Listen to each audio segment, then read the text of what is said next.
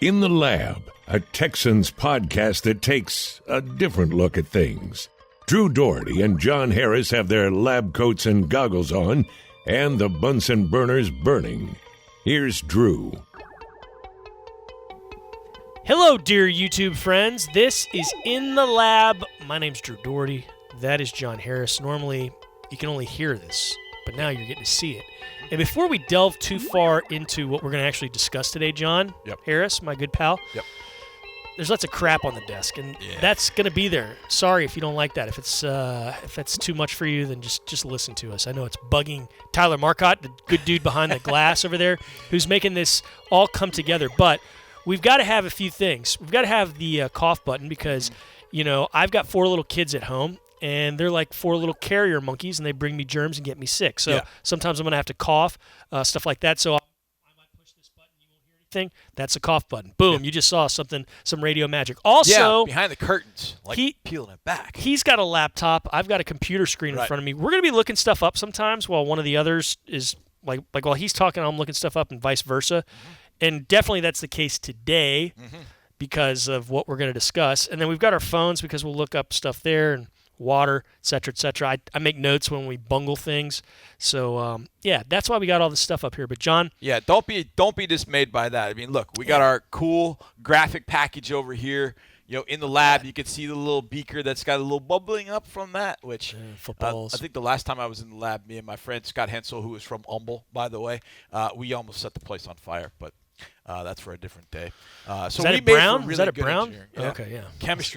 Chemistry 21, boy. Okay. Oh, we tore it up, and kind of like we're about to do here. Why the heck do you call it In the Lab? Why would a football show be called In the Lab? Well, basically, we're a couple of dorks sometimes. Maybe all the time, but football-wise, we're a couple of dorks. Like, I'll come in with a weird stat, and I'll be like, did you know that when the Texans play night games on the road, when temperature's under 40 degrees, they're undefeated? You know, like, I'll come up with stuff like that sometimes. Nobody knows the college game like this guy and the prospects coming out like this guy. Nobody knows, you know, the Texans as far as what they're trying to do on offense and defense like this guy. And so we kind of dork out. So I thought about, you know, you go in the lab, you discuss some things, you conjure things up, and that's what we're going to do. That's what we've done. This is about the 3rd year that we've done it. And this is as in the lab a topic as it gets today. We're going to go back in time because I don't really feel like talking about anything about the Texans right now after what happened in Kansas City, and there's still some changes going on that haven't been announced. Like, we can't really discuss some things, and then the stuff that we can discuss, I don't want to talk about really. Right. I still need to, like, grieve. So let's go back in time. Yeah. We'll get in our DeLorean. We do this for people that listen in the lab. You know what we're about to do. For those that are new, some of you YouTubers out there, this is one of our in the lab dork out sessions. Yes. Big time dork out sessions that Drew and I really like. But if you're a Texans fan, and especially a fan of Texans history, you'll love our in the lab. We're redrafting the 2005 Texans draft class. And before we do, we want to point out hindsight's 2020. We're not blaming anybody. Right. We're not dogging anybody. This is hard to do. We've done this with Rick Smith drafts. We've done this with Charlie Casserly drafts. Not dogging those guys at all. But with the hindsight of 2020 and with 15 years in the bank now, we're going to go back to April of 2005, and we're going to redraft for the Houston Texans. So let's think. What happened in 2004? Texans went 7-9. They had a chance to basically finish 8-8, didn't they? Yeah. In December, there was a chance they could go and be about 500. Yep. So they were 7-9. That meant they had the 13th pick in the draft. They wound up trading back to 16 with the New Orleans Saints. And with that 16th overall pick, they took Travis Johnson, defensive lineman from Florida State. He stayed here until right before the 2009 season started. Now he is on the radio. He's one of the funniest guys you'll ever meet. He's one of my favorite all-time former Texans. One of my favorite people to deal with. I mean, he's just a funny guy. I love seeing Travis. Yeah, Trap J is hilarious. And I remember that draft, 2005, I was sitting at home, and Mark was doing a draft, and he had Lance on there. Obviously, Lance Airline, a lot of people know. And so Lance is a good buddy of mine. He said, hey, we're going to call you at certain times to have you talk about these picks. And so they picked Travis Johnson, and I'm sitting at my home in North Carolina, and I know they're about to call, and I'm like, I'm not sure what to say. Because Travis was a bona fide 4-3 technique, like a 4-3 defense 3 technique. Like he was tailor-made for that. Penetrate, get upfield, and the Texans were running a 3-4 at the time, and I thought, this is not a great marriage of player and scheme. And I was worried about that. And so I'm like, how do I say this positively? And so I just tried to state to Travis, like, the player himself can be very disruptive, those kind of things. But the fit itself was not perfect. Yeah. But I will say, I'm glad that it happened because, like you said, Travis is one of the guys we see all the time before games. He has he's got a really good spirit. I just love being around him. He's awesome. In 2013, the wreckage of a Texans season where they lost 14 games in a row. All the home games here, Travis and I did a pregame hit for the Fox Southwest show. Yep. And I'm darn glad he was there with me because he made things light. He made things interesting, and he kept it cool. I mean, it was good to have Travis along for the ride. And Travis, if you don't listen to him on the radio, you should be. He and Wade Smith have a great show on Sports Radio 610. But with that big preamble, if you had to do it over again, there were a lot of good players taken after Travis Johnson in that draft. Mm-hmm. But there's one in particular. Yeah. I mean, can I interest you? Last pick of the first round, and Logan Mankins, he was a pretty good offensive lineman. He's very good, drafted by the New England Patriots. He is one. Alan Faneca was just up for Hall of Fame induction, and he didn't get voted in. And I can't wait to talk to McClain about this because I think Alan Faneca is the best guard I ever saw. Seth Payne's talked about him, says, I faced some better. I thought Alan Faneca was tremendous. I thought Logan Mankins was in that Alan Faneca class. Pretty good. When he was coming out of Fresno State, he was unbelievable. If you'd have taken Logan Mankins, your offensive line would have been much better. And that was an offensive line to that point that had really struggled to protect David Carr. Okay, so he was taken 32nd. You also had Roddy White. That's a pretty he was a Pro Bowl wide receiver for the Falcons. Put him opposite Andre Johnson. You're cooking with some gas right there. But, John, we won't dilly-dally anymore because at 24th overall, Aaron Rodgers was taken by the Packers. So Texans picked 8 spots before at 16. They could have had Aaron Rodgers. Now, you couldn't take him really at that point, I guess, because David Carr was there, and it looked like incrementally the Texans were getting better. But, man, a Hall of Fame quarterback, maybe the best. There are people who argue that he's the best. I wouldn't say he's the best ever, but there are people who argue he's the best ever to do it, was sitting there for the taking. No offense, Travis, Aaron Rodgers would have been a better Houston Texans draft pick. Yeah, I think Travis would sit here and tell you the same thing. Travis is pretty honest about that. He definitely would do that. But the thing about Rodgers and what made the pick at 24 so interesting was the fact they had Brett Favre. And Favre had been flirting for years with, I'm going to retire, or maybe not. And then there was a little bit of drop-off in his game, and so they weren't sure what exactly they were going to get from Brett Favre. And so Ted Thompson had circled Aaron Rodgers and thought, man, if he falls, we got to do this. I mean, this guy's just too good. Knowing full well that they probably had another year or two with Brett Favre, and they ended up getting 3. They got 5, 6, and 7 before Rodgers took over in 2008, and the Texans faced him that year up in Green Bay, one of the great wins in Texans history. Yep. But I had that year Aaron Rodgers as the number 1 pick. I thought that he would go to the San Francisco 49ers, and I thought he was what sold me on Aaron Rodgers was the game he had against USC. He completed 23 straight throws, and he finished the day, I think it was 24 of 26, and he was phenomenal. This was against a USC defense that was pretty darn good in 2004. So I was convinced this is the guy. He's got to be. And I liked a lot. It's funny because now I would probably take Alex Smith because Alex was a little bit more of a mobile guy. Right. But coming out of Cal, Aaron Rodgers was not a finished product. This would have been a perfect situation because David had a really good 2004. And then 2005, everything just blows up. So going into 2006, you would have had Aaron Rodgers sitting there. Are you ready to make a move? Are you not?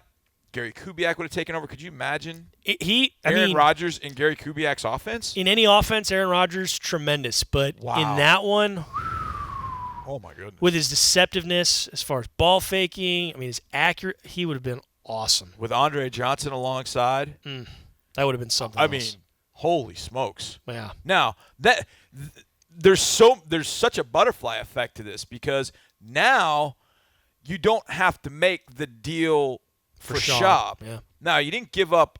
I can't remember. You didn't give up a lot for Schaub. Swapped one. You swapped places. Yeah, you swapped places, and I think there were a couple other, maybe some shrapnel moves. So you didn't give up a ton for Schaub, but you don't have to make that particular move now. And if you still have Aaron Rodgers, I mean, who knows where you are in following years. But if you have Aaron Rodgers, just think about it this way. If you have Aaron Rodgers in 2011, just think if everything else is the same, everything else played out the exact same way, but Aaron Rodgers is your quarterback. In 2011, first of all, it probably happens before this. But in 2011, you'd be able to win the Super Bowl going away. And you'd be able to invest resources in the defense like you're talking about sooner. Yeah. You'd spend that 08 pick on Dwayne Brown probably. Yep. But, and hell, who knows what you'd be doing. I mean, in 9, you go Cushing, and that was great for your Maybe. defense. I mean, but you'd be picking lower probably because you got Rodgers and you're winning. So okay, well, if you don't. That's the beauty of this. We're going too far down rabbit holes. No, I know, but that's kind of the fun is that. Yeah. Well, but if you don't get Cushing, guess what you do? You go get Clay Matthews. True. Yeah, because he played he won a few picks Aaron Rodgers later. Okay, the Texans did not have a second-round pick in 2015. I was looking this up. 2005. I looked this up. So the Texans would have been picking. Because this was the number 47. And they traded it to the New York Jets. Now, I'm trying to find what the trade was. Is that part of the Babin deal from before? But was it with the Jets? I couldn't remember. I don't know. It might have been. I think you're maybe right because I was in 04. I bet that's what it was. So the Texans would have been at pick 47, but instead the Jets stayed at pick 47, and they drafted a kicker. Mike Nugent from out of Ohio State. Good kicker, but I don't know. You need to spend a 2 on So the that Texans didn't have a pick until the 3rd round when they were picking at number 73. And for their 3rd-round pick, so the second guy they took in that 2005 draft, they took a running back. And that running back played less than 2 seasons. He rushed 51 times for 197 yards and scored 2 touchdowns. Not good production for a 3rd-round guy that you spend a pick on. It was Vernon Morency. That was a 7th overall pick. So instead of him, they could have taken a pass rusher in Justin Tuck. Yep. Now, would he have been a perfect fit for that defense? I don't know, but he was a guy who had double-digit sack seasons 4 different times in his career. Yep. I think you could have made something work with Justin Tuck. 66.5 sacks in his career. Had a lot of TFLs as well. Double-digit TFLs 1, 2, 3, 4, 5, 6 times. He was one of the mainstays on that New York Giants defense that twice won a Super Bowl. Yep. You could have used Justin Tuck. Yeah, I don't think there's any question you could have used him. Again, kind of back to my point about Travis, you were more 3-4 at the time. Now, Tuck, could he have been an outside linebacker stand-up? You ended up making Mario that when Wade Phillips got here later.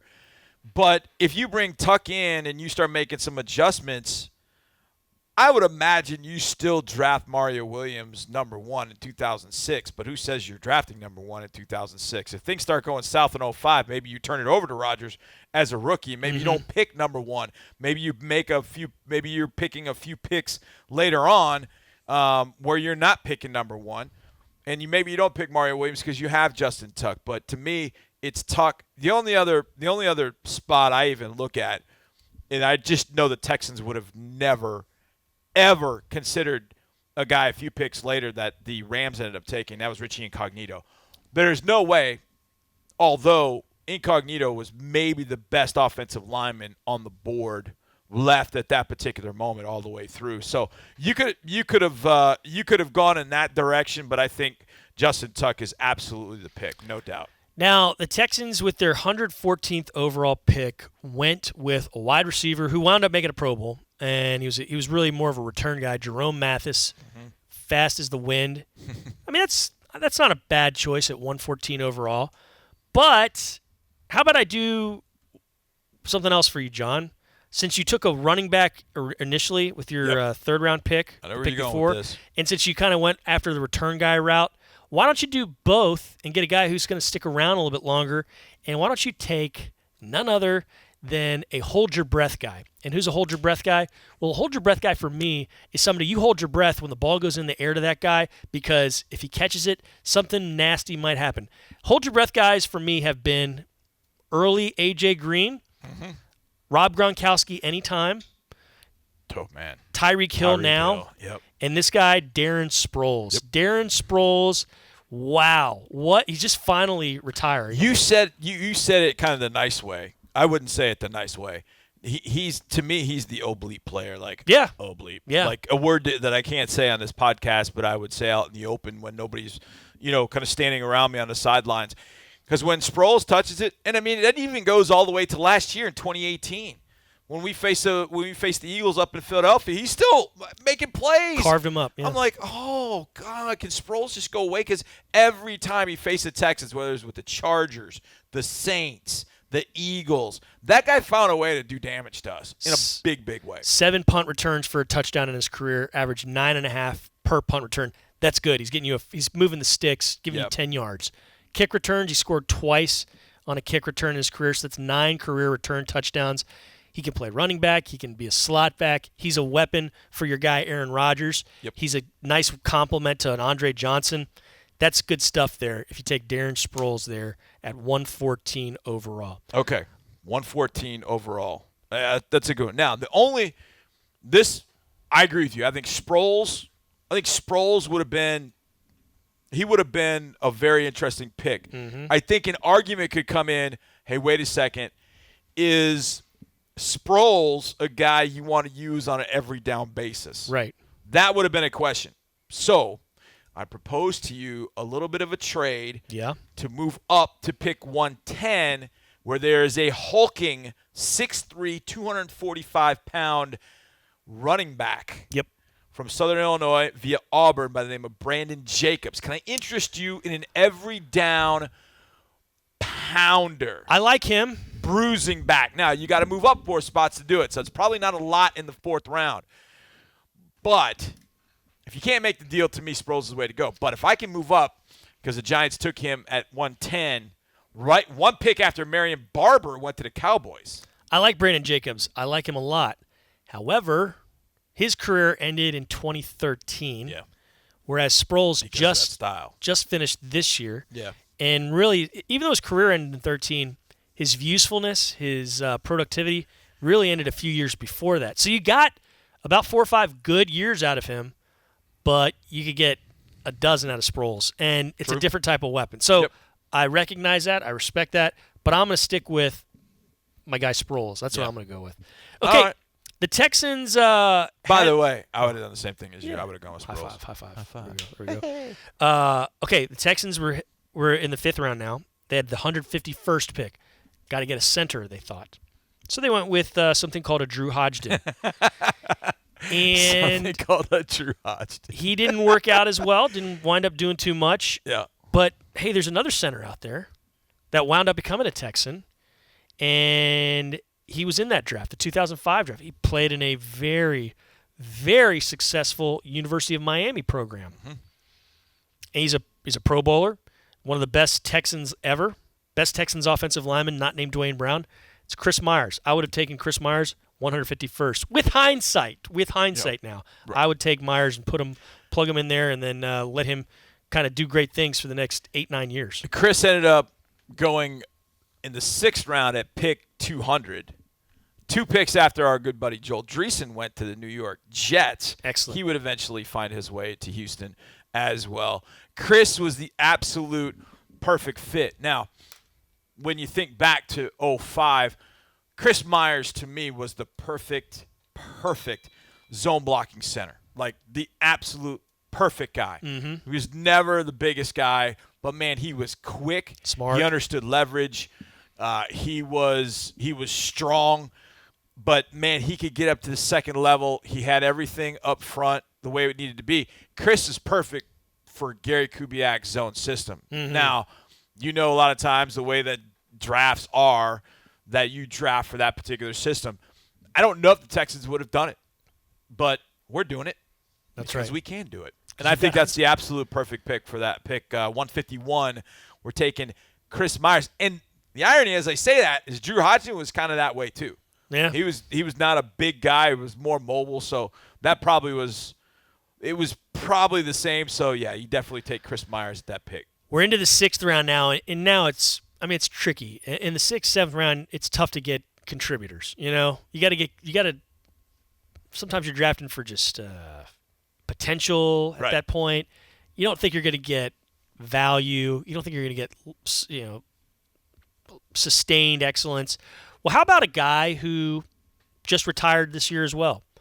He's not the greatest linebacker ever, but he could definitely help make your defense a little bit better. How about Lorenzo Alexander? We saw him about a month ago with the Bills. Yeah. He was available. So let's take him at 188 overall instead of C.C. Brown. Is that cool with you? Yeah, absolutely. Made a Pro Bowl in his career twice. Although Alexander was an excellent player. Now, his career seemed to blossom more with the Bills later in his career. Well, think about it. He joined the Redskins, and they were abysmal for the time he was there. They had the one Pro Bowl year with Robert Griffin, and then he was in Arizona for 2 years, Oakland in 15, and then Buffalo the last 4. So we take him at pick 188. 188. Mm-hmm. Okay, what's our next pick after 188? All the way down to 227, and it's okay. I'm going to present to you an option. I'll present to you an option. Okay. Because you can never be completely. What's the right way of saying this? You can't have enough interior big bad blank dudes. Okay. You need badasses inside. All right. And there was a guy picked at 224 that went to Dallas named Jay Ratliff, who was a phenomenal player. He was a phenomenal inside player and very, very difficult to block. And I remember when he was with Dallas in 2010 and the Texans played him here in 2010, I just remember Jay Ratliff eating guys up inside. Mm-hmm. I just remember watching going, oh, my goodness, this guy's good. He made 4 Pro Bowls from 08 to 11. Right. He finished with the Bears the last 3 years. But he was a monster. He was a phenomenal player. But I think you could go either way, in all honesty, with either one. But So what do I'd have to give up my 7th round pick for that? No, you can take Lorenzo Alexander or Jay Ratliff. Oh, yeah. Got to go with Ratliff. That's an oversight on my part. Yeah. Sorry, because we're not Lorenzo picking Alexander. till what? We're not picking till what after 227. 227. Yeah, he went at 224. He's still on the – oh, no, I take it back. No, I take it back. You're right. You got to move up 3 spots in the 7th round. Are you willing to move up 3 spots to go get Jay Ratliff? Or are you going to stick with Lorenzo Alexander? I think what I'm going to do instead is I'm going to not take Lorenzo Alexander. I'm going to draft Jay Ratliff in the 6th round. Okay. Because of everything you just said. Okay. Make things rough on the interior. Right. And then in the 7th, at 227 overall, I'm going to add to that defensive front. I'm going to add some more greatness. Okay. I'm going to get even better than I got with Justin Tuck, and I'm waiting until the 7th to do it. I'm going to get Cameron Wake. Nice. I like it. Cameron Wake, for those of you who might not know, 14 sacks in 2010, 15 sacks in 2012, 11.5 in 14, 11.5 in 16, 10.5 in 17, 100.5 in his career. That dude messes with people. I'm going with Cameron Wake, 224 quarterback hits in 11 seasons, most of them with the Dolphins. Last year, he was a Tennessee Titan. Man. So I'm going with Cameron Wake. So your outside guys for the next few years are Justin Tuck and Cameron Wake. And it's funny because whenever I would see Cameron Wake kind of pop on the scene, I was like, he went to Penn State. Why don't I remember this guy? Well, at Penn State, he was going by Derek. He went by Derek Wake. And at some point when he got to the CFL, it changed to Cameron. And it was like, it's the same guy. Yeah. No offense, Kenneth Petway. That's who the Texans took originally. But yeah. Then you get to the undrafted aspect of things. Mm-hmm. And this is one of the better undrafted groups I can remember. At a couple of positions, I think that would have really helped the Texans. Number one, Nate Washington from out of Tiffin was available. He went to the Steelers and ended up having solid career and got here in 2015 at that particular moment. There was a kicker for the Washington Redskins who went to Maryland by the name of Nick Novak. Right. I think people have heard of him. Yes. The Steelers also signed, my goodness, the Steelers signed 1, 2, 3. Wow. They had a fullback out of Shippensburg. You know where Shippensburg is? Everybody know where Shippensburg is? It's in Pennsylvania. Because that's where he ended up. Pittsburgh. John Kuhn. Oh, yeah.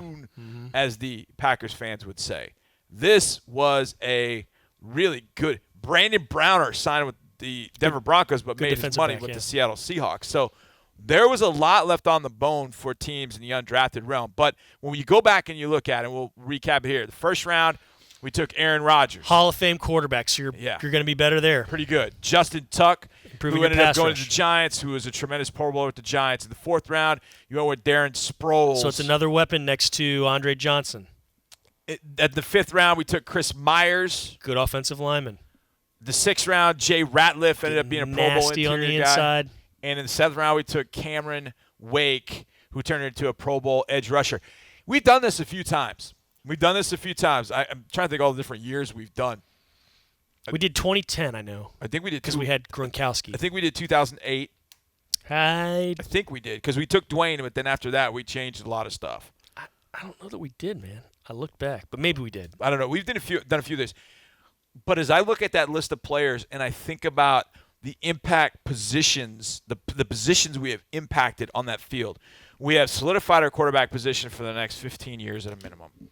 We then have two outside guys in Tuck and Wake, and Tuck was done maybe 2-3 years ago. You got 10 years out of Tuck. Wake is still playing. Yep. So you would have had your two edge rushers for a long time. Now, obviously, free agency changes some of that, but who knows? But you got your two edge rushers in Wake and Tuck. You've got a dynamic weapon in Sproles. You've got the center of your line in Chris Myers, and you got Jay Ratliff to dominate on the inside. You got excellence, and you got longevity. It changes so much of what you do. And just say, for example, Jay Ratliff starts to show things in those 2 years that you have. And you're like, hey, wait, man, this guy 05, 06, this guy's a pretty good player, man. Because now you're sitting there in 2007, and you end up taking Amobi Okoye. You wouldn't do that. You could wait and take Amobi Okoye. So let's look at Darrelle Revis. Let's take a look at 4 of the next 5 picks after Amobi Okoye. The next one was Patrick Willis at linebacker. It was pretty good. The next one was Marshawn Lynch at running back. Could you imagine having Marshawn Lynch with Sproles, with Aaron Rodgers, with Dre? Yeah. Adam Carricker was a good defensive lineman, but injuries kind of slowed him down. Revis Island went at 14. See, but I don't think you're picking that high. With these guys that you've Probably added, so. I think you're picking a lot lower. So let's say that we did pick lower. You want to take Joe Staley at tackle? Sure. I'd take Joe Staley at tackle. Which, if you did that, you're probably not taking Dwayne Brown at tackle. Greg Olsen, tight end. You want Greg Olsen? He's still playing. So you had opportunities down, even if you didn't finish, to where you could be at number 10, because you traded. I think you traded with Atlanta at some point. So either way, so you swap picks, and so you ended up at 10. But let's say you end up in the middle of that round. My goodness, Michael Griffin was a Pro Bowl safety. Reggie Nelson was one. Brandon Merriweather was a hard-hitting safety. And then Joe Staley, Greg Olsen. Those guys all came. Eric Weddle was around. First pick Zach in the first Miller, round. the tight end. So this all has such a domino effect, a butterfly effect to it that I love, because now if Ratliff, even though he's a 6th-rounder, if he ends up playing really, really well, it's like DJ Reader. Think about that. DJ as a 5th-rounder started showing himself after a couple of years. So if he doesn't, and then Will Fork graduates, retires, then maybe you've got to take defensive line. But, you got DJ Reader here, so maybe you could push that priority down a little bit. Yeah. And maybe it's the same with Ratliff. If you have Ratliff, then maybe you don't have to go with Amobi, who was 19 at the time, as everybody knows. And maybe you can, fall further down, and you end up taking Greg Olsen as your tight end to go there in Rodgers. Pretty good. So we've also done 2003. Yep. And we've done 2010. This was the 2005 draft. And next week on In the Lab, we'll have a fun edition. Not going to be a redraft, though. We'll do something different because we got to mix it up. We got to space out these redrafts. Yep. But rest assured, later on this offseason, maybe in about a month, we'll do another redraft of a Houston Texans draft from the past. It's going to be a fun time. John, thank you so much. It's good. Thank you all for watching.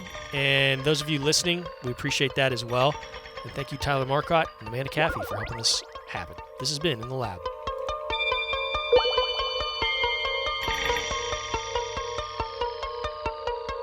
Thanks for watching. Subscribe to our channel and ring the bell to know when we post new content.